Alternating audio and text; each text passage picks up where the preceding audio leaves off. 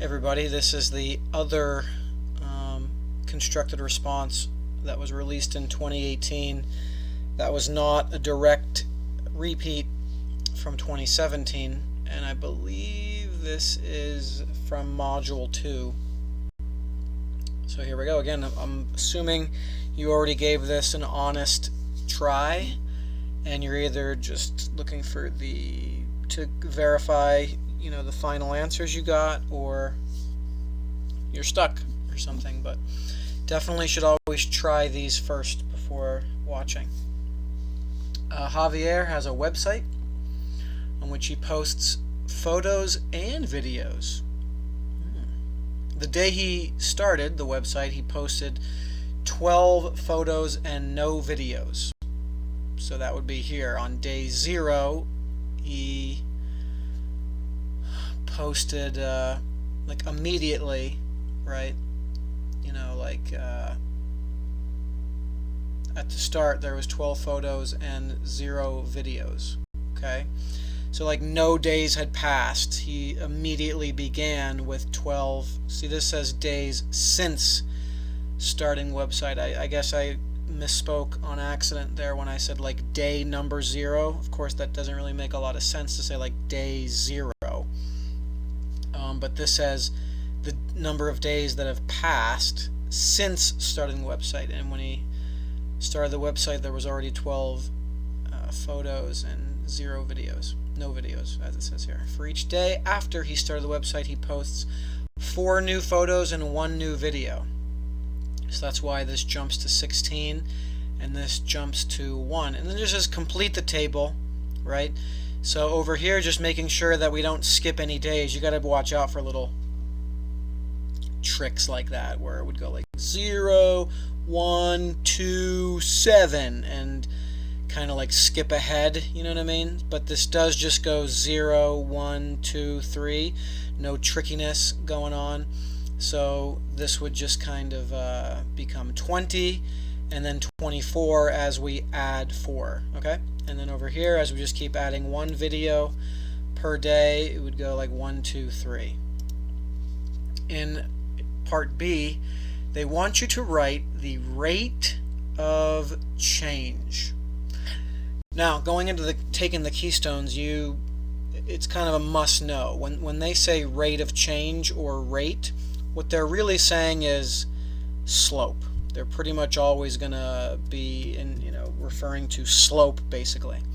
So rate of change, might as well say what is the slope in the total number of photos on the website each day. So when it comes to slope, see, now you're kind of ignoring videos. This column doesn't really matter at all. All they want to know is the slope or the rate of change for the photos. Now you got to remember something huge going into the keystones. When they give you a table of values, what they're really giving you is a number of ordered pairs. So this would be like 0, 12, 1, 16, 2, 20, and 3, 24. Well, how many ordered pairs, how many points do you need in order to figure out the slope? You just need 2 points. So here you have 4 points to work with. All you really needed was 2. And so remember, slope is the change in y over the change in x. So we're thinking of the photos, the change in our photos as like the y variable, and the change in the days as like our x variable. So 16 minus 12 all over 1 minus 0, and that's 4 over 1, which is just 4. So the rate of change is 4 photos per day. 4 photos per day. Alright, and if you wanted to go a little above and beyond, you could actually write those units. 4 photos per day. Part C, they want you to write the equation. This time going a little bit farther, but this time it's not with the photos, it's with the videos. Okay? And I just realized something here. So I kind of did make this sort of mistake. They want your videos variable to be v, not y. So I'm going to have to tweak my answer here, because I'm pretty sure my answer is using the variables x and y when it needs to be x and v. Alright, anyway, so we want to write the equation, but this time we're going to be sort of ignoring the photos column, and really the two columns we're making an equation with is days and videos. Alright, now how do we write a linear equation? What do we need? Well, we need the slope. So again, change in y over change in v. Well, see, slow down, Mr. Falk. This would be, sorry, I tell a lie. This would be the change in videos, change in v, over the change in x, which is days. And so we get a slope of 1, which is no big surprise. We're adding 1 video per day. And once we have the slope, we can use some kind of formula like point slope form, or if you want to use slope intercept form, if you know how to do that.